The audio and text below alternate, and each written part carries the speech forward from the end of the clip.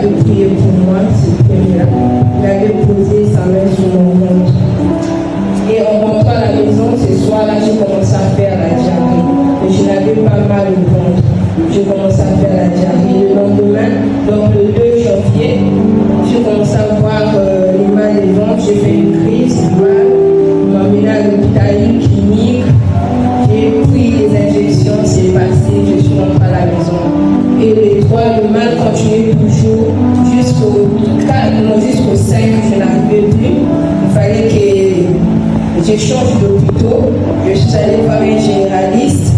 Arrivé là, le généraliste n'était pas, il était en France, mais il y a eu les médecins qui m'ont reçu en consultation. Ils m'ont fait le bilan général, tous les examens que j'ai fait, c'était négatif. Il n'y avait rien. Mais puisque j'avais la diarrhée, il fallait me prescrire les médicaments contre la diarrhée. Donc ce qu'ils ont eu, j'étais juste fatiguée, j'avais eu un peu de diminution de sang. Ils m'ont prescrit les médicaments, c'était passé, je suis rentrée à la maison. Malgré les médicaments qu'ils m'ont prescrits, la diarrhée continuait toujours et j'avais toujours mal au ventre. Il fallait respecter les jours qu'ils m'ont donnés pour repartir à l'hôpital. Je suis repartie, j'ai là obligée de me faire l'échographie. Ils ont dit que le docteur général lui-même il n'est pas, et c'est pas à nous de te faire l'échographie. Donc tu vas patienter, il va monter le 19. Je suis restée pour attendre, ils m'ont encore ajouté les ordonnances. J'ai acheté les médicaments pour calmer la douleur. Quand je prends, la douleur se calme, mais la diarrhée continue toujours. Et j'ai supporté. Le vendredi, nous sommes venus ici. Les voyants, on avait réunion. À la fin, Papa Franck avait prié pour moi. Dans ses prières, quand il a prié pour moi, il a dit: Seigneur, souviens-toi de ta servante. Elle a un don de guérison. Et puis quand j'ai écouté ça, je suis rentrée à la maison, je commençais à dire: Seigneur, si tu as révélé à ton serviteur que j'ai un don de guérison, pourquoi pas me guérir? Et je fais un son, je me révèle que dans le son, j'ai chanté, il est fidèle. Je commence à faire ces chants-là. Et je rêve encore dans le même son, j'étais dans une salle de classe. Et j'ai dit au monsieur que je voulais je posais des questions au monsieur ne voulait pas m'écouter. Après il avance, il commence à m'influencer pour me dire: pour t'écouter, c'est inutile de crier. Il y a longtemps que je t'avais écouté, tu fais que crier, vous êtes nombreux, apprends à parler doucement. Et j'ai eu peur, il a dit: n'aie pas peur, il y a longtemps que je t'avais écouté, je me suis réveillée, j'ai continué à prier. Et le mercredi, vraiment ça n'allait pas, j'avais très mal, j'ai pris le taxi, je suis repartie à l'hôpital pour dire comment moi ça ne va pas, donnez-moi une note, je dois aller faire l'échographie ailleurs. Et le médecin m'a écouté, il m'a fait une note, je suis partie au Cochino, je suis allée faire l'échographie. Moi-même aussi j'ai vu, c'était l'appendicite. Ils m'ont dit que tu as l'appendicite et donc tu dois repartir là où on est en train de te suivre, nous on ne peut rien te dire.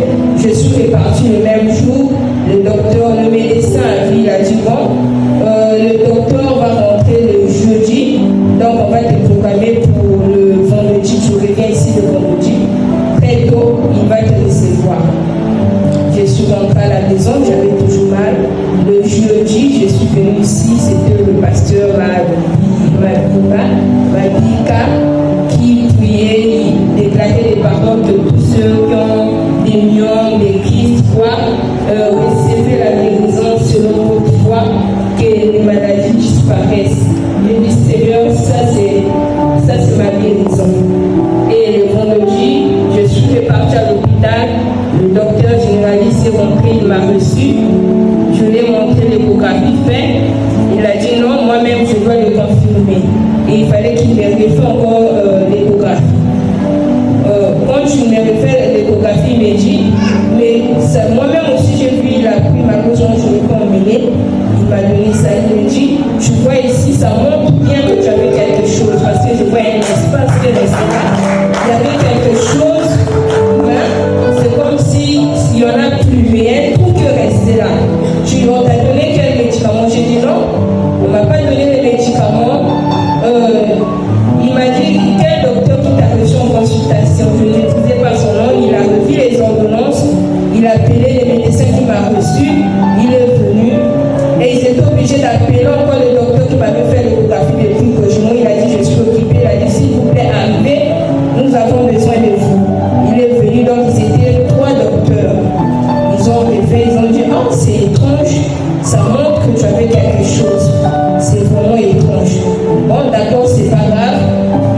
Tu as toujours mal. J'ai dit non, je n'ai plus mal. Mais la diarrhée, je n'ai pas voulu répondre que je continue à faire la diarrhée. J'ai dit non, la diarrhée s'est calmée, mais je faisais toujours la diarrhée. Ils ont dit d'accord, tu reviens ici le 21. On va voir qu'est-ce qu'il faut faire. Si tu as plus de douleur, le docteur m'a dit donne-moi ton numéro, mon numéro. Si tu as plus de douleur, quel que soit n'importe quel, donc n'hésite pas, tu dois m'appeler.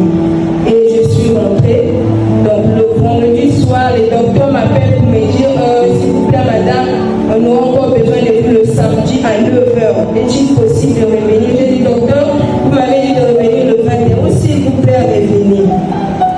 Venez avec l'échographie. Non, donc lui il m'a remis l'échographie normale et l'échographie où il y avait la maladie, il avait pris ça, il avait retenu ça chez lui. Je suis reparti le samedi, donc hier matin, il m'a dit on doit encore te faire l'échographie. Donc la 3e fois, il m'a refait l'échographie pour bien vérifier. Il a dit, après à la fin, il a dit non, tu n'as rien. Après il m'a dit, tu crois en Dieu,